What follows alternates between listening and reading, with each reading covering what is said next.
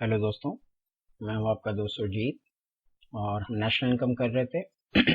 National income का income method हम कर चुके थे, उसके बेसिक कॉन्सेप्ट देख लिया था हमने। आज हमें उसके न्यूमेरिकल्स करने हैं।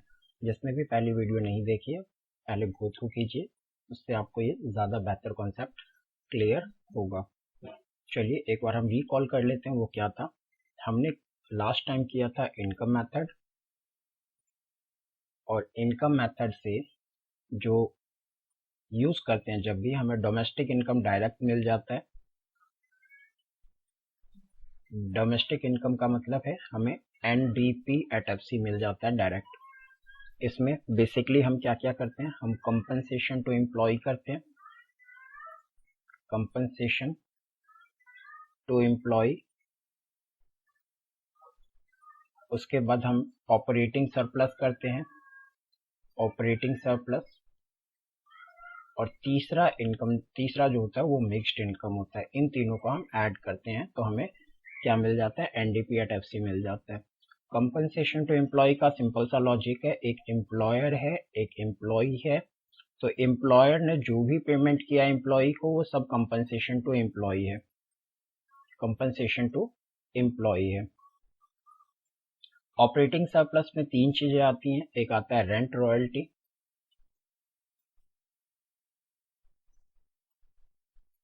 सेकंड आता है इंटरेस्ट,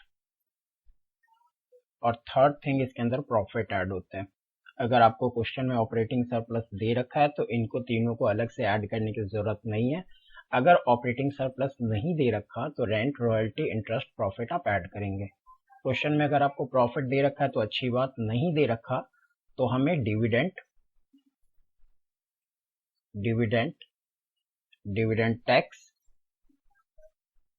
और जो आपका रिजर्व होता है अनडिस्ट्रीब्यूटेड प्रॉफिट, उसे ऐड करते हैं। अनडिस्ट्रीब्यूटेड प्रॉफिट, इन्हें ऐड किया जाता है। एक बार समझ लेते हैं ये प्रॉफिट का क्या हिसाब है। देखिए कोई भी कंपनी है, एबीसी कंपनी है, तो इसने एक लाख रुपए अर्न किया एक साल के दौरान। तो इस कंपनी के बहुत सारे शेयर होल्डर्स होते हैं, तो ये कंपनी के प्रॉफिट है, कंपनी ने कमाया। तो कंपनी जब अपने शेयर होल्डर्स को, बहुत सारे इसके शेयर होल्डर हैं कंपनी के, तो ये कंपनी क्या करती है, इन शेयर होल्डर्स को एक फिक्स टाइम के बाद, फिक्स टाइम नहीं है मतलब वो अपने मतलब मीटिंग में जो भी उनके रेजोल्यूशन पास होते हैं उसके हिसाब से ये शेयर होल्डर्स को प्रॉफिट बांटती है। तो शेयर ऑफ प्रॉफिट देती है, शेयर ऑफ प्रॉफिट। कंपनी अपने शेयर होल्डर को जो शेयर ऑफ प्रॉफिट देती है, इसी को बेसिकली डिविडेंड कहा जाता है। उसे क्या कहा जाता है, डिविडेंड कहा जाता है। कंपनी जो कमाती है, जो डिविडेंड होता है, डिविडेंड पे जो टैक्स होता है उसे डिविडेंड टैक्स या कॉर्पोरेट टैक्स बोलते हैं। डिविडेंड टैक्स, कॉर्पोरेट टैक्स बोलते हैं। और जो कंपनी पैसा डिस्ट्रीब्यूट नहीं करती, अपने पास बचा लेती है, जो रिजर्व कर लेती है, वो अनडिस्ट्रीब्यूटेड प्रॉफिट होता है। Undistributed profit. तो अगर कंपनी ने 1 लाख रुपए कमाए, डिविडेंड 60,000 दिया, डिविडेंड टैक्स 20,000 दिया, रिजर्व 20,000 है, ठीक। तो अगर क्वेश्चन में आपको प्रॉफिट कहीं दे रखा है तो बहुत अच्छी बात है, तो फिर आगे आपको देखने की जरूरत नहीं है।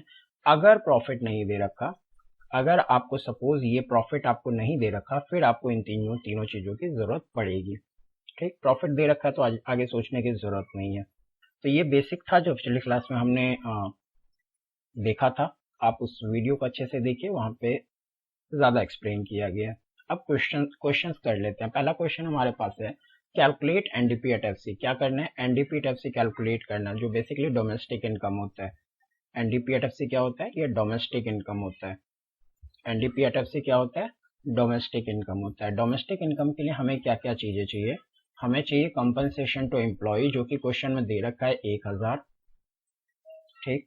अब हमें चाहिए दूसरा ऑपरेटिंग सरप्लस। ऑपरेटिंग सरप्लस कहीं नहीं दे रखा, तो ऑपरेटिंग सरप्लस कहीं नहीं दिया हुआ, ऑपरेटिंग सरप्लस नहीं है क्वेश्चन में। तो ऑपरेटिंग सरप्लस क्या करेंगे हम, हमें तीन चीजों की जरूरत पड़ेगी। हमें चाहिए रेंट रॉयल्टी,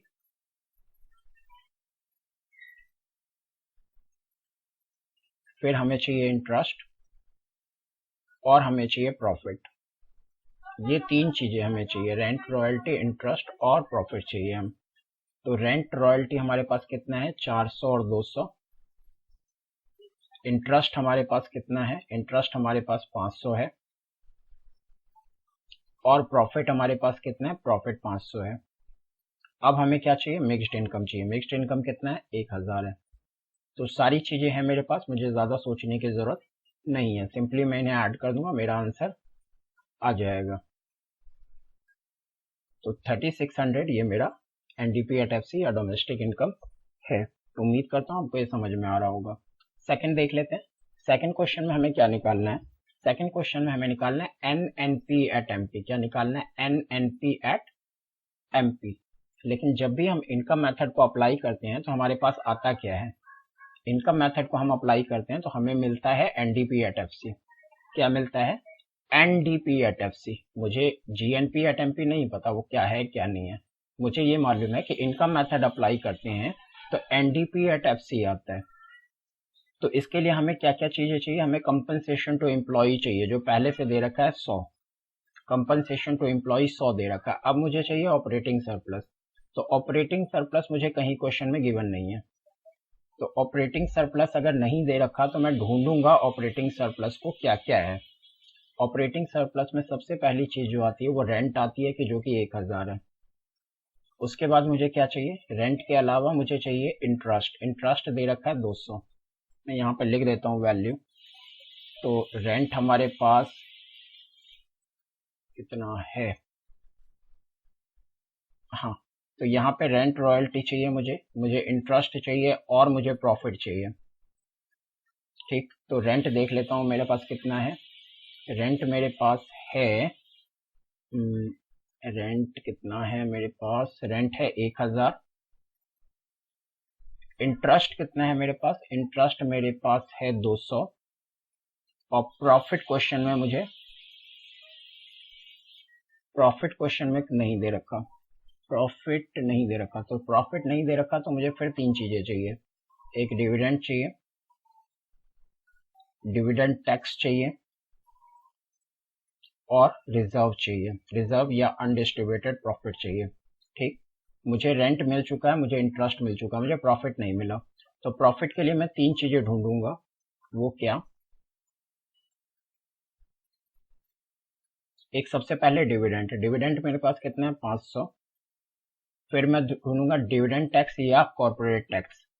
डिविडेंड टैक्स या कॉर्पोरेट टैक्स ये कहीं पर नहीं दे रखा, इनडायरेक्ट टैक्स अलग होता है कॉर्पोरेट टैक्स से। तो डिविडेंड टैक्स मेरे पास है नहीं, जीरो। रिजर्व या अनडिस्ट्रीब्यूटेड प्रॉफिट, सेविंग्स जिसे बोलते हैं, तो savings of private corporate sector दे रखा है 400। तो ये चीज मुझे मिल गया, मुझे मेरा ये काम हो गया, ये जीरो है, ये मिल गया। अब मुझे क्या चाहिए, मिक्स्ड इनकम चाहिए। मिक्स्ड इनकम क्या है, 200 है।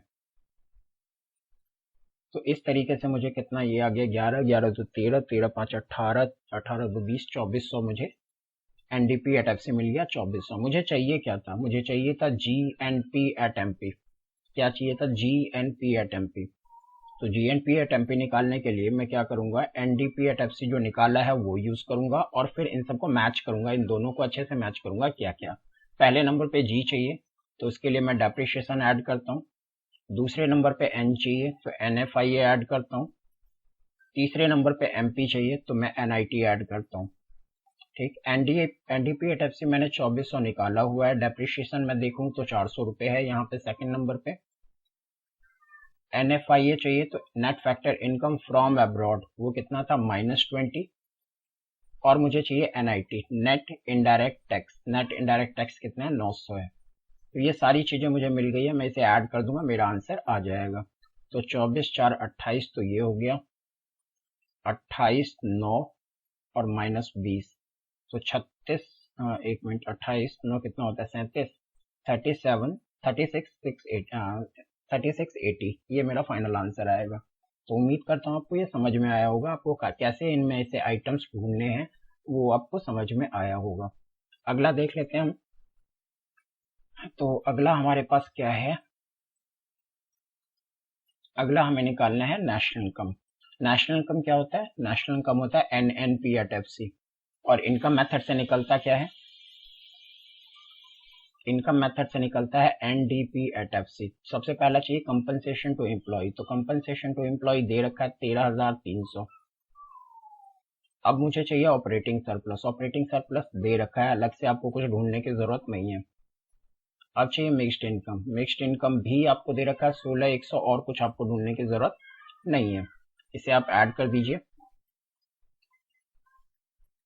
इसे आप ऐड कर दीजिए, आपको सीधा आइटम मिल जाए तो आपको उसके और उसके मतलब ब्रांचेस में जाने की जरूरत नहीं है। तो ये कितना आ जाएगा, 16, 16, 5, 21, 21, 24, 34, 34,400, 34,400 NDP@FC आ गया। मुझे क्या चाहिए था, नेशनल इनकम। नेशनल इनकम होता क्या है, वो होता है NNP@FC। तो NDP@FC आप इसे इक्वेट कीजिए, पहले नंबर का N सेम है, कुछ करने की जरूरत नहीं है, दूसरे नंबर पे D को N बदलना है तो NFI ऐड कर दीजिए, तीसरा सेम ही है तो कुछ करने की जरूरत नहीं है। 34,400 में NFI आपने ऐड करना है, net factor income from abroad plus 300 है, तो इसे आप ऐड करेंगे तो 34,700 आपका फाइनल आंसर आ जाएगा, और इसके अंदर कुछ खास है नहीं। तो उम्मीद करता हूँ आपको ये इतनी बात समझ में आई होगी। नेक्स्ट क्वेश्चन देखते हैं, हमें क्या निकालना है, from the following data calculate national income. Again आपको नेशनल इनकम चाहिए जो कि NNP@FC होता है, और इनकम मेथड से मुझे मिलता क्या है, इनकम मेथड से मुझे मिलता है NDP@FC। सबसे पहले हमें क्या चाहिए, हमें कंपनसेशन टू एम्प्लॉय चाहिए जो कि पहले से गिवन है 800। ठीक, ध्यान रखिएगा, वेजेस और सैलरी मैं कंसीडर नहीं करूंगा, क्यों, क्योंकि wages and salary compensation to employ का हिस्सा है। तो अगर कंपनसेशन टू एम्प्लॉय नहीं होता तो मैं वेजेस एंड सैलरी अलग से ढूंढता, क्योंकि पहले से मुझे कंपनसेशन टू एम्प्लॉय है तो उसके ब्रांचेस को ढूंढने की मुझे जरूरत नहीं है। ध्यान रखिएगा इस बात को। उसके अलावा मुझे चाहिए ऑपरेटिंग सरप्लस, ऑपरेटिंग सरप्लस नहीं दे रखा, तो ऑपरेटिंग सरप्लस नहीं है तो मैं इसके सब सब टॉपिक को ढूंढने की कोशिश करूंगा। तो सबसे पहले चाहिए रेंट, फिर चाहिए मुझे रेंट रॉयल्टी, के बाद चाहिए इंटरेस्ट, इंटरेस्ट के बाद मुझे चाहिए प्रॉफिट। तो क्या मुझे रेंट गिवन है क्वेश्चन में, तो रेंट बिल्कुल 200 गिवन है। क्या मुझे इंटरेस्ट दे रखा है, बिल्कुल 100। क्या मुझे प्रॉफिट गिवन है, बिल्कुल प्रॉफिट भी 300 गिवन है। तो और आपको कुछ सोचने की जरूरत नहीं है। अब मिक्स्ड इनकम चाहिए, मिक्स्ड इनकम क्वेश्चन में कहीं पर दिख नहीं रहा मुझे, तो 0, 8, 2, 10 से 11, 11, 3, 1400। तो ये हमारे पास NDP@FC या डोमेस्टिक इनकम मिल गया। मुझे चाहिए क्या था, मुझे नेशनल इनकम चाहिए था, NNP@FC चाहिए था। निकाल क्या लिया मैंने, NDP@FC। कंपेयर करेंगे तो दूसरे नंबर का N और D, मुझे D को N में कन्वर्ट करना है, NFI ऐड करूंगा तो NDP@FC 1400 है, NFI और ऐड करना है मुझे, net factor income from abroad -20 है, -20 करूंगा तो 1380 आ जाएगा। तो उम्मीद करता हूँ आपको ये चीजें समझ में आई होगी। अगर इसमें कोई आपको डाउट है तो आप मुझसे पूछ सकते हैं, और नेशनल इनकम के किसी भी टॉपिक में आपको कोई भी डाउट है तो आप मुझे कमेंट में लिखिए या मुझसे कांटेक्ट कीजिए, मैं आपको ये प्रॉब्लम्स आपके सॉल्व कर दूंगा। मिलते हैं अगले वीडियो में एक नए मेथड के साथ, प्रोडक्शन मेथड के साथ। तब तक के लिए धन्यवाद।